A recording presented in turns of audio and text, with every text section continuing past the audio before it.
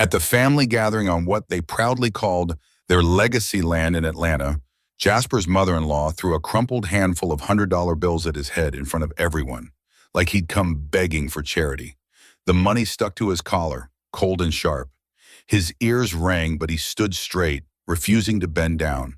They laughed, calling him the broke son-in-law living off their property. What they didn't know was who really owned the land they were bragging about. And the woman who threw money in his face would soon find herself begging for mercy from the man she treated like a beggar. Before we continue with Jasper's story, smash that like button and subscribe for more incredible tales. Tell me in the comments, are you watching from Houston, Atlanta, Lagos, or Cape Town? Your support means everything to this channel. Now let's discover what happens when Jasper reveals he was never the underdog at all. The Richmond family's backyard stretched wide under the Georgia sun, filled with voices that carried the kind of confidence money bought. Jasper Cross adjusted his collar and walked toward the gathering, watching his wife Luna's relatives celebrate what they called their family legacy, this sprawling piece of Atlanta real estate they'd turned into their personal kingdom. He'd come early to help set up, the way he always did. Magnolia Richmond, his mother-in-law, barely glanced his way as he moved folding chairs into neat rows. Her brother Cassius lounged near the barbecue pit, gesturing broadly to a small crowd of neighbors and business associates. "This land's been in our family for generations," Cassius declared, his voice carrying that particular blend of pride and performance. "Built our whole empire right here on this soil." Jasper kept working, stacking plates and arranging tables. He'd learned long ago that staying busy meant staying invisible at these events. But invisibility had its advantages. People said things they wouldn't normally say when they thought you weren't really listening. "Look at him," Magnolia's voice cut through the afternoon air, loud enough for the gathering to hear. "Acting like he belongs here." She reached into her purse, pulling out a crisp $100 bill, holding it high so everyone could see. "Jasper, honey, you look like you could use this more than we could." The conversation stopped. All eyes turned toward them. Jasper felt the weight of their stares as Magnolia opened her fingers, letting the money flutter down toward his head like some twisted blessing. The bill caught his collar and hung there for a moment that stretched into eternity. His ears filled with a rushing sound, but his feet stayed planted. Every instinct screamed at him to pick up that money, to apologize, and to make this moment disappear. Instead, he reached up slowly, took the bill, and placed it carefully on the nearest table. "Thank you for the gesture," he said quietly, his voice steady despite the fire burning in his chest. "But I didn't come here looking for handouts." The crowd's laughter felt like glass breaking around him. Someone whispered, "That's right, put him in his place." Another voice added, "Living on our land, eating our food, and still got pride." That's when Jasper noticed him, a well-dressed man standing at the edge of the gathering, watching with the sharp attention of someone who recognized something others had missed. The man stepped forward slightly, his voice cutting through the noise. "Excuse me," the stranger said, approaching with a professional courtesy. "You're Jasper Cross, aren't you? I'm David Statham from Henderson Legal. We need to discuss the property documentation." Luna appeared at Jasper's side instantly, her hand finding his arm with the desperate grip of someone trying to hold back a flood. "Baby, can we talk privately?" She pulled him away from the crowd, her voice dropping to an urgent whisper. "They don't know who you really are. Please don't let this get out of hand." Behind them, Magnolia's voice carried across the yard. "Don't mind the interruption, folks. Just some paperwork nonsense. You know how these things go when you own property." Jasper looked into his wife's pleading eyes, then back at the lawyer who was still watching him with that knowing expression. The weight of 5 years of silence pressed down on his shoulders like a mountain he'd been carrying alone. The main house's living room felt smaller, with all of them crowded inside. Magnolia had called for this family meeting the moment the last guest left, her voice carrying the authority of someone accustomed to being obeyed. Jasper sat across from Cassius, who spread a stack of papers across the combi table like a poker player revealing his winning hand. "This is simple," Cassius said, tapping the documents with his index finger. "Just a little agreement about your living situation here. Makes everything official, you understand?" His smile didn't reach his eyes. Can't have family members living on the property without proper documentation. Magnolia leaned forward from her chair, her hands folded in that way that meant business. We've been generous, letting you stay here rent-free all these years. But generosity has its limits, and we need to protect our investment. She gestured toward the papers. This just formalizes what's already happening. We provide the land, the home, the stability. You acknowledge that arrangement. Jasper picked up the first page, scanning the dense legal language. His jaw tightened as he read. This gives you the right to evict me with 24 hours notice, and it requires my agreement to any changes you make to the property, including sales or development. That's standard language, Cassius waved dismissively. Nothing to worry about if you're planning to stay in line. Stay in line? The words hung in the air like smoke. Jasper set the papers down carefully. I'd like to review this with a lawyer before signing anything. The room erupted in laughter. Magnolia's voice cut through it like a blade. A lawyer? With what money, baby? You can barely afford your car payment. She stood up, moving to the window that overlooked their sprawling yard. This is our land, Jasper. Every blade of grass, every tree, every square inch belongs to the Richmond family. You're living here because we allow it. Luna shifted uncomfortably on the couch beside him, her silence speaking volumes. Jasper felt the familiar weight of isolation settling on his shoulders, the understanding that in this room he stood alone. I need 24 hours to think about this, he said finally. Cassius's expression hardened. This isn't a negotiation. You sign today, or you find somewhere else to sleep tonight. He leaned back in his chair with the satisfaction of someone holding all the cards. Don't make this harder than it needs to be. Jasper pulled out his phone, typing a quick message under the table. Activate ownership verification. The response came back within seconds, appearing on his screen like a lifeline. Documentation confirmed. You hold decision-making authority. He looked up to find them all staring at him expectantly. Magnolia's foot tapped against the hardwood floor with increasing impatience. Luna's eyes pleaded with him to just sign and make this moment disappear. I'll give you my answer tomorrow, Jasper said, standing slowly. The papers remained untouched on the table between them. Cassius's voice followed him toward the door, sharp with threat. If you don't sign by tomorrow evening, don't bother setting foot on this land again. The silence in their car felt heavier than the Georgia humidity pressing against the windows. Luna stared straight ahead as Jasper drove them home, her hands twisted in her lap like she was trying to hold something together that kept wanting to break apart. When they finally pulled into their driveway, she turned to face him with eyes that held 5 years of questions. How long are you going to let them treat you like this? The words came out sharper than she'd intended, followed immediately by a softer plea. I mean, why don't you ever fight back? Jasper cut the engine and sat back in his seat, watching the evening light fade across the neighborhood they'd called home. You want to know why I've been quiet all these years? He turned to meet her gaze. I'm in the middle of probate court proceedings for my grandfather's estate. There's a distant cousin challenging the inheritance, claiming he has a better right to the property.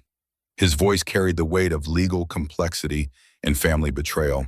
My attorney advised me to keep a low profile until the court makes its final ruling. Any public displays or conflicts could complicate the case. Luna's eyes widened. What property? What are you talking about? The land your family lives on. The land they've been bragging about owning for the past decade. Jasper's words fell like stones into still water. It's been in litigation since my grandfather passed, and the probate process has been dragging on for years. But we're close to resolution. She stared at him as if seeing a stranger. You mean, all this time, when they've been calling you broke, when Mom throws money at you? Her voice trailed off as the implications settled in. I've endured it because my lawyer said any confrontation could be used against me in court. The cousin who's challenging the will has been looking for evidence that I'm unfit to inherit, that I'm unstable or aggressive. Jasper's phone buzzed with an incoming call. He glanced at the screen, then answered. Yes, this is Jasper Cross. The conversation was brief, filled with legal terminology that Luna couldn't follow. When he hung up, his expression had changed completely. That was my attorney. The opposing party is using tomorrow's bank meeting to finalize some kind of loan or development deal based on the property. If they proceed without proper authorization, he looked at Luna with something that might have been resolved. The legal mess could take years to untangle. Luna reached for his hand, her voice barely above a whisper. What does this mean for us? For my family? Jasper studied her face in the dim light of the car. It means I have 72 hours to decide if I'm going to keep protecting people who've spent 5 years treating me like dirt under their shoes. He squeezed her hand gently. Respect isn't something you beg for, Luna. It's something you require. His phone buzzed again with a text message that made his jaw tighten. And it looks like your family just ran out of time to learn that lesson the easy way. The law office on Peachtree Street buzzed with the quiet efficiency of money being moved around on paper. Jasper sat across from his attorney, Marcus Webb, as documents spread across the polished conference table like a roadmap of financial dependency. The probate files told a story that would have made the Richmond family sick if they'd known the truth. Here's what we're looking at, Webb said, pointing to a flowchart that traced the property's financial web. The Richmond family has been using this land as collateral for everything. Their business loans, their home equity lines, even Cassius's construction company permits. They've built their entire financial structure on property they don't actually own. Jasper studied the documents with growing understanding. So if the land ownership transfers to me officially, he traced the lines connecting loan documents to business licenses. Everything collapses? Like dominoes. Webb pulled out another file. But here's where it gets interesting. We've found irregularities in some of the recent documentation they've filed with the bank. Signatures that don't match, authorization forms completed by people who had no legal right to sign them. He leaned forward. If they proceed with tomorrow's loan closing using fraudulent paperwork, they're not just risking civil penalties. We're talking potential criminal charges. The weight of this information settled on Jasper's shoulders. For 5 years, he'd watched them lord their supposed ownership over him, using their generosity as a weapon to keep him in line. Now he understood the full scope of their deception. They'd been gambling with property that wasn't theirs to risk. What are my options here? Jasper asked. Webb steepled his fingers. We could let them proceed and deal with the legal fallout later. The courts would sort it out eventually, but it would take years and cost everyone involved. He paused. Or we could intervene now, provide the proper ownership documentation to the bank before they finalize anything. Stop the fraud before it happens. Jasper's phone buzzed with a message that made his blood run cold. It was from Luna. Mom and Cassius are celebrating tonight. They think the bank deal is going to make them rich. They're already spending money they don't have. There's something else, Webb continued, pulling out a final document. We have evidence that they're planning to list you as a co-signer on some of these loans, without your knowledge or consent. If this goes through and the whole thing implodes, they could claim you were complicit in the fraud. The room fell silent except for the hum of the air conditioning. Jasper stared at the papers that represented 5 years of lies, manipulation, and financial scheming built on property that had been his all along. His phone rang. The caller ID showed the bank's number. Mr. Cross? The voice on the other end was professional but urgent. This is Jennifer Martinez from Atlantic Federal. We need to speak with you immediately regarding tomorrow's property verification meeting. There seems to be some confusion about the ownership documentation. Jasper looked at Webb, who nodded gravely. I'll be there, Jasper said into the phone. And I'll bring everything we need to clear up that confusion. The early morning light cut through the blinds of Webb's office as Jasper reviewed the strategy they'd hammered out over coffee and legal precedents. The bank meeting was set for 10 o'clock, and every document needed to be perfect. No room for the Richmond family to wiggle out of what was coming. Remember, Webb said, sliding the ownership verification papers into a leather portfolio. We're not revealing everything at once. We verify your legal standing as the property owner, period. Let them explain why they've been conducting business without proper authorization. His expression was grim. If there's fraud here, we want them to hang themselves with their own rope. Jasper's phone buzzed with a text from Luna. Please don't do anything that will destroy my family. They're all I have. He stared at the message, feeling the familiar tug of guilt that had kept him silent for 5 years. But then he remembered Magnolia's voice yesterday, loud enough for everyone to hear, acting like he belongs here. Set the conditions with the bank, Jasper told Webb. If they've filed fraudulent documentation, the loan approval gets suspended pending investigation. I want everything on record. Webb nodded. What about your wife? This is going to blindside her family completely. Luna knows something's coming. I told her last night that I wouldn't keep my head down anymore. Jasper stood up, straightening his tie with hands that were steadier than he felt. She can choose to stand with me or stand with people who have spent years disrespecting her husband. His phone rang. Luna's name appeared on the screen. Baby, her voice was tight with anxiety. Mom's asking why you haven't signed those papers yet. She's getting suspicious. And Cassius keeps talking about how the bank deal is going to set the family up for generations. There was a pause. What aren't you telling me? Jasper closed his eyes, feeling the weight of the decision pressing down. You can come to the bank meeting with me if you want, but I'm not signing any papers that give your family the right to kick you off property that... He stopped himself. Just trust me. After today, everything changes. You're scaring me. I'm not trying to scare you. I'm trying to protect what's mine. The words came out harder than he'd intended. Your family's been living off respect they never earned and land they don't own. Today that ends. Webb was watching him carefully. The bank called again this morning. Apparently the Richmond family moved the meeting up to 9 o'clock. They're eager to get this done. Jasper checked his watch. Less than an hour before the confrontation he'd been avoiding for 5 years finally arrived. Then let's not keep them waiting. He picked up the portfolio containing the documents that would shatter the Richmond family's world. Time to stop being the man they think I am and start being the man I've always been. The morning sun streamed through the office windows as Jasper headed toward a meeting that would change everything. The Richmond house buzzed with the kind of energy that came from counting money before it was earned. Jasper arrived to find the backyard transformed into an impromptu celebration, with Cassius holding court near the same spot where Magnolia had humiliated him yesterday. Business associates and neighbors clustered around, drawn by the promise of witnessing success. This is what generational wealth looks like, Cassius declared, gesturing toward the sprawling property with proprietary pride. We've turned this land into a gold mine.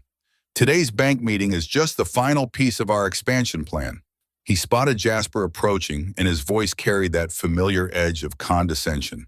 Oh, look, here comes our resident charity case. Magnolia emerged from the house carrying a tray of mimosas, her voice pitched for maximum audience impact. Jasper, honey, I hope you're not here to cause any drama before our big meeting.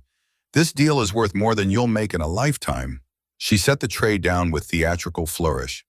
Maybe you could help move some chairs instead of just standing there looking lost. The assembled crowd chuckled appreciatively. Jasper recognized several faces from yesterday's gathering. People who'd watched Magnolia throw money at his head and done nothing. Now they were back, eager to witness what they assumed would be the Richmond family's crowning achievement. Actually, Jasper said quietly, I'm here because the bank requested my presence at the meeting. Something about verifying property authorization. Cassius's laugh was sharp and dismissive. Property authorization? You don't authorize anything around here. You're just... He gestured vaguely. You're just the son-in-law who doesn't contribute. That's when Jasper noticed the documents spread across the outdoor table. Loan applications, development plans, partnership agreements. His name appeared on several forms in a handwriting that definitely wasn't his own. They'd forged his signature on documents that would make him legally responsible for their schemes. Interesting paperwork, Jasper observed, moving closer to the table. Nothing that concerns you, Magnolia said quickly, but her voice carried a note of nervousness. Just standard business documentation. Jasper's phone rang. The caller ID showed the bank's number. Excuse me, he said, answering with deliberate calm. Yes, this is Jasper Cross.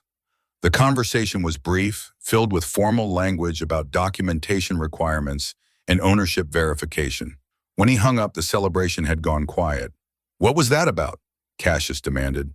The bank needs to verify the actual property owner before proceeding with any loan agreements. Jasper's voice was steady, but his eyes held something that made Cassius step backward. Apparently there are some discrepancies in the paperwork you've submitted. Magnolia's face had gone pale beneath her makeup. Discrepancies? What kind of discrepancies? Jasper looked around at the assembled crowd, then back at the forged documents bearing his name. The kind that require immediate clarification. He headed toward his car, then paused. I'll see you all at the bank in 20 minutes. Should be very educational. Luna appeared at his side as he reached the driveway, her face tight with anxiety. Jasper, what's happening? They looked terrified. He opened the car door, then looked back at the celebration that had suddenly turned into a wake. They should be. The parking lot outside Atlantic Federal Bank felt like neutral ground before a battle. Jasper sat in the driver's seat while Luna gripped the door handle so tightly her knuckles had gone white. Behind them, the Richmond family's luxury SUV pulled into the space next to theirs, and through the tinted windows, he could see Magnolia and Cassius having what looked like an urgent whispered argument.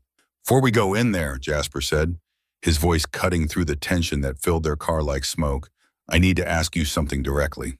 He turned to face his wife fully. "Yesterday, when your mother threw that money at my head in front of everyone, did you see it happen?" Luna's breath caught. "Baby, please don't." "Did you see it happen?" The question hung between them like a blade. "Yes." The word came out as barely more than a whisper. But she didn't mean it the way it looked. She gets carried away sometimes when she's trying to make a point. Jasper studied her face, seeing the woman he'd married warring with the daughter who'd been trained never to challenge her mother. "Luna, if you stay silent when someone disrespects your husband, you're teaching them that it's acceptable. You're telling them they can do it again. I know, but if I speak up against Mom, she'll cut me off completely. She's done it to family members before." Luna's voice broke slightly. "I can't lose her. She's my mother. And I'm your husband." Jasper reached over and took her hand.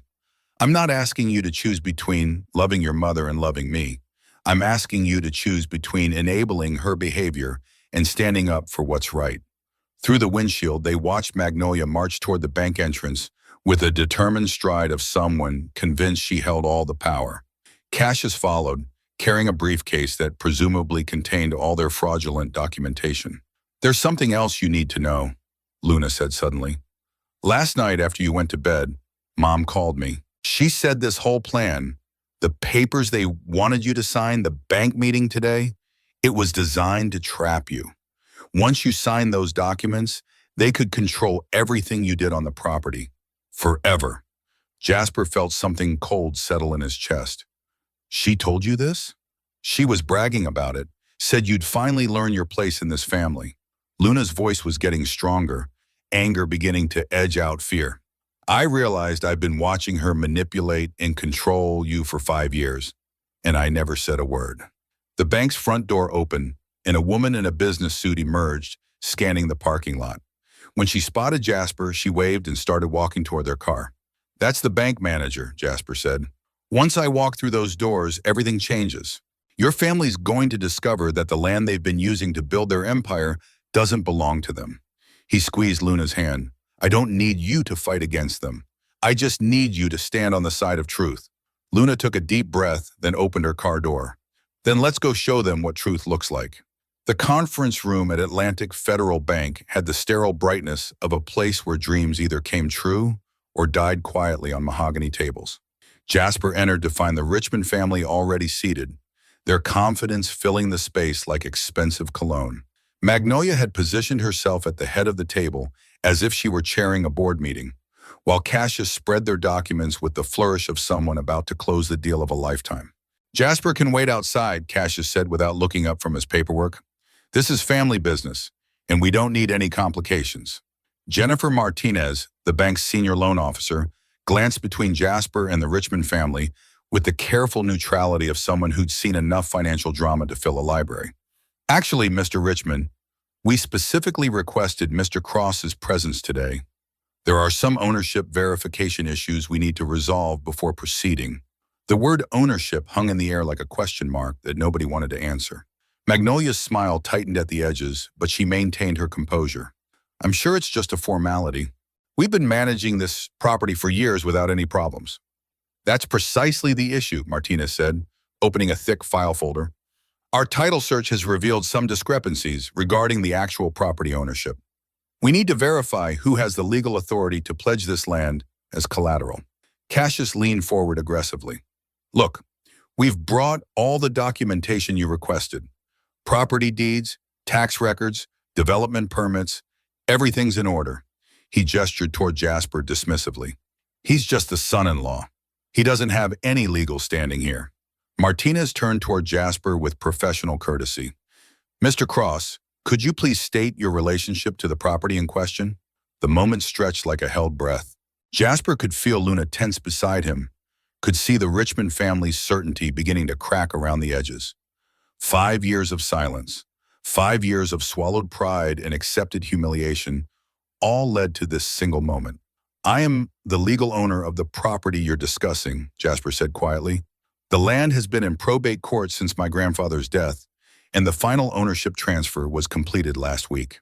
The silence that followed was so complete that the air conditioning seemed to roar like a hurricane.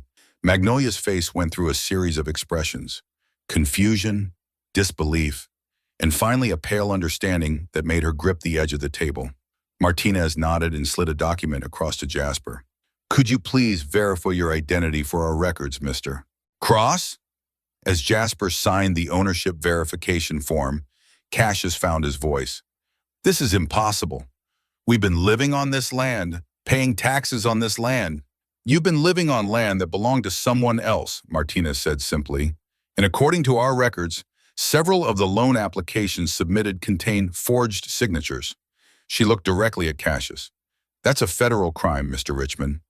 Jasper set down the pen and looked at his mother-in-law for the first time in 5 years without having to look up. Yesterday you asked me if I needed that $100. The question you should have asked was, who exactly did you just throw money at? The bank parking lot felt like a crime scene in the aftermath of an explosion. Magnolia Richmond stood next to her SUV, her hands shaking as she fumbled with her phone, trying to call someone who might be able to fix what had just shattered inside that conference room. Cassius paced in tight circles, his face cycling between rage and panic as the reality of federal fraud charges settled over him like a net. This is all a misunderstanding, Magnolia said, her voice carrying none of its usual authority as she approached Jasper. Baby, we're family. We can work this out without involving lawyers or making this into something bigger than it needs to be. The word baby came out strained, like she was choking on the unfamiliar humility. Cassius stopped pacing long enough to try a different approach.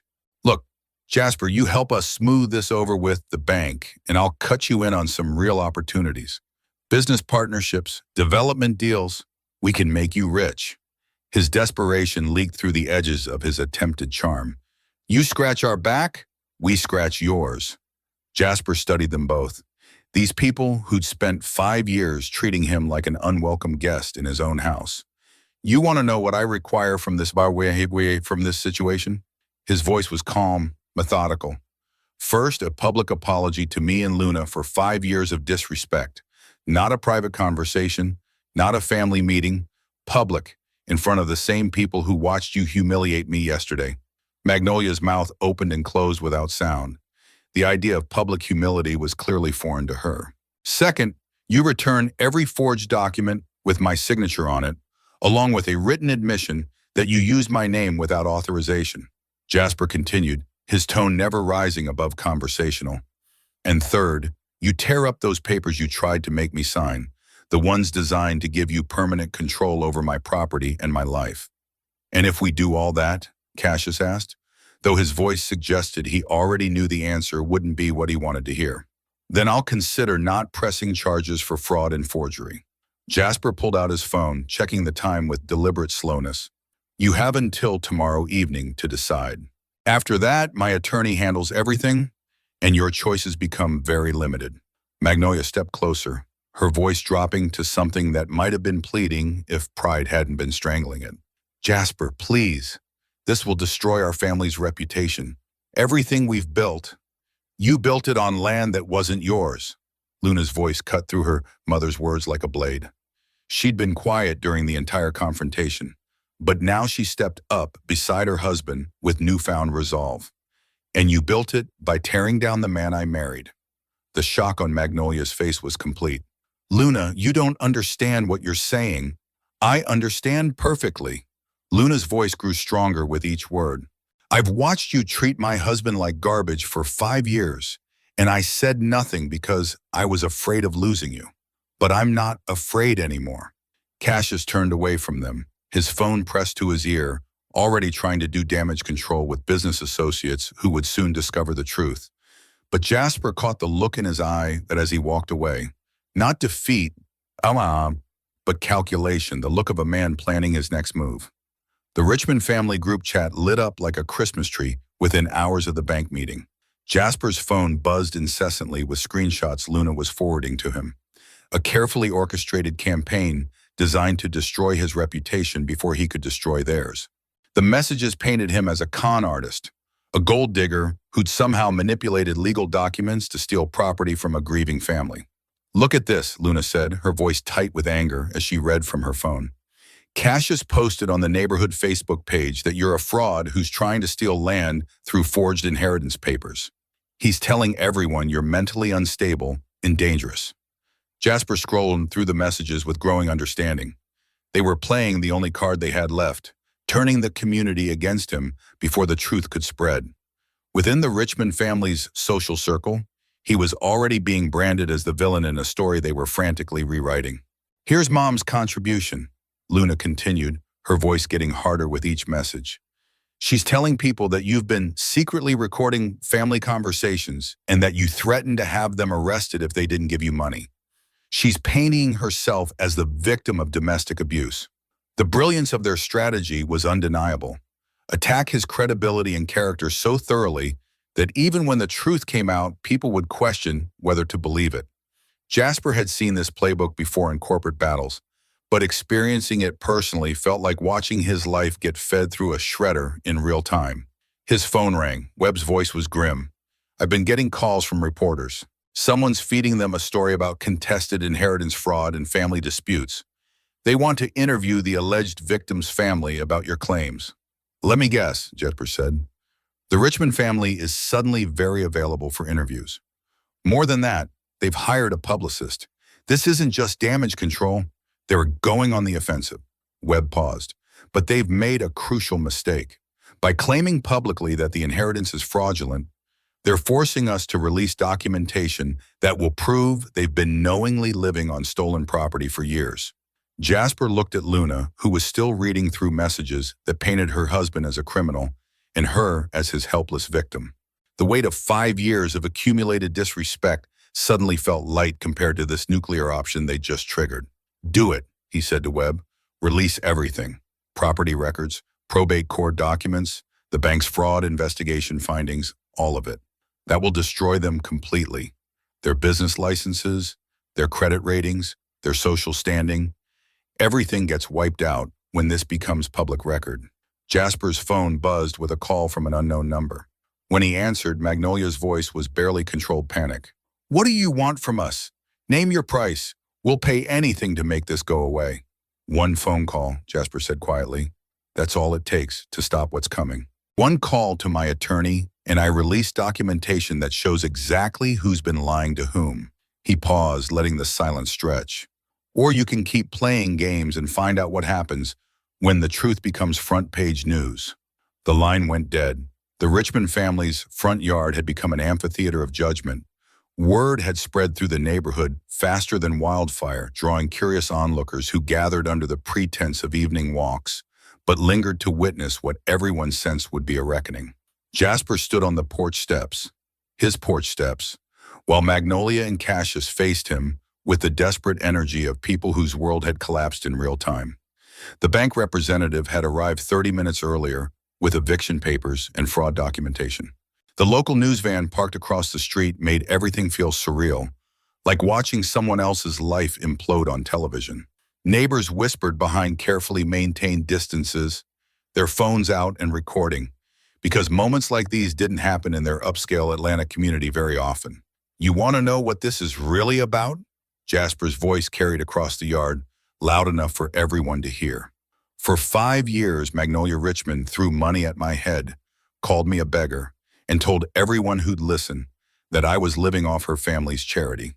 He pulled out his phone, holding it up. "What she didn't know was that I've been recording every insult, every humiliation, every moment of disrespect."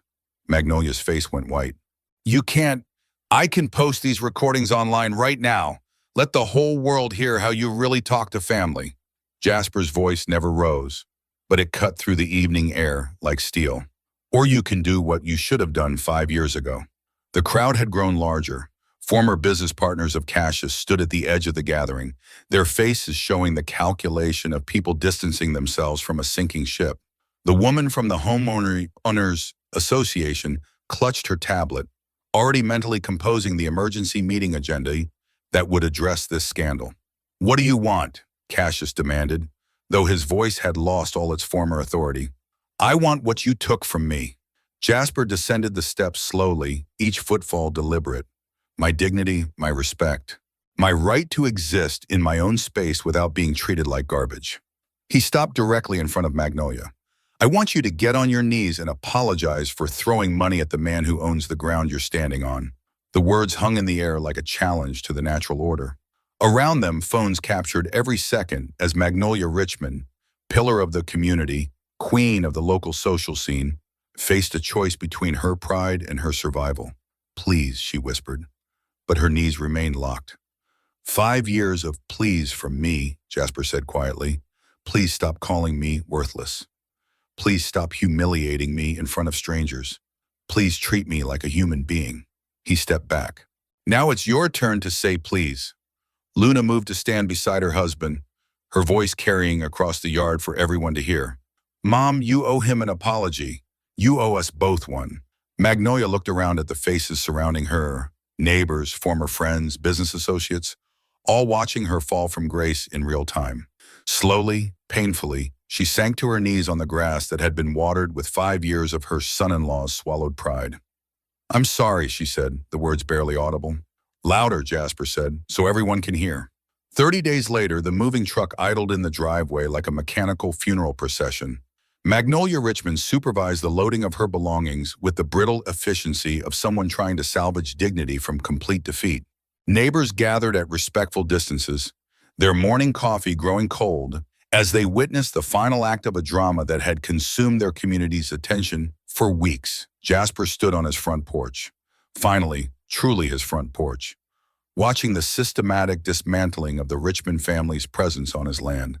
Luna beside him, her hand steady in his, no longer torn between competing loyalties. The woman who had once begged him to keep silent now stood as his anchor in a world that had been completely reordered. Cassius emerged from the house carrying a box of financial records, his construction business empire reduced to cardboard containers and bitter memories.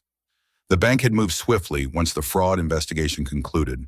Business licenses revoked, credit destroyed, professional relationships severed. The man who had once called Jasper worthless now couldn't meet his eyes. 30 years of building a reputation, Cassius muttered it as he passed, loud enough for Jasper to hear. "Gone because of you. Gone because of choices you made," Jasper corrected quietly. "I didn't forge documents. I didn't steal property. I didn't throw money at people like they were begging for scraps." He paused. "I just stopped pretending it was acceptable." Magnolia approached the porch carrying a small suitcase, her movements careful and measured. The woman who had once commanded rooms with her presence now seemed diminished, as if the weight of public humiliation had physically compressed her. She stopped at the bottom of the steps, looking up at her former victim. "You could have handled this privately," she said, her voice carrying the last traces of reproach. "You didn't have to destroy us publicly." Jasper considered her words, remembering 5 years of private conversations where respect had been requested and denied. "You had 5 years to handle this privately, Magnolia. 5 years to treat me like family instead of hired help. 5 years to apologize for that first time you made me feel small." He gestured toward the moving truck. "This is what happens when people mistake silence for weakness." She climbed into the passenger seat without another word. The truck pulled away, carrying the Richmond family toward a smaller house in a different neighborhood, where their former status meant nothing and their names carried the stain of scandal. The street fell quiet except for the rustle of autumn leaves and the distant sound of normal life resuming.